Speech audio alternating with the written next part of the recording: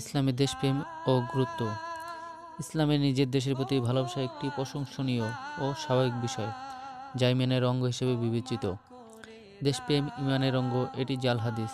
তবে দেশের প্রতি ভালোবাসা ও কল্যাণ কামনা কোরআন ও সুন্নাহ দ্বারা সমর্থিত, যা নবীজি সাল্লাল্লাহু আলাইহি ওয়াসাল্লামের মদিনা ও মক্কার প্রতি ভালোবাসার মাধ্যমে প্রমাণিত। তবে এই ভালোবাসা যেন আল্লাহ তার রাসূলের ভালোবাসার ঊর্ধ্বে না যায়। দেশের প্রতি ভালোবাসা যেন অন্ধত্ব, উগ্রবাদ বা অন্য জাতি বা দেশের প্রতি বিদ্বেষ পরিণত না হয়, যা ইসলাম কখনোই সমর্থন করে না। দেশের আইন মেনে চলা, ন্যায়পরায়ণ শাসকের আনুগত্য করা এবং দেশের উন্নয়নে ভূমিকা রাখা, এটি দেশপ্রেমের পরিচয় বহন করে। আল্লাহ তাআলা ইসলামের প্রতি এবং দেশের প্রতি ভালোবাসা বাড়িয়ে দিন। আমিন। ভিডিওটি ভালো লাগলে একটি লাইক দিয়ে চ্যানেলটি সাবস্ক্রাইব করতে পারেন। জাযাকাল্লাহ খায়ের।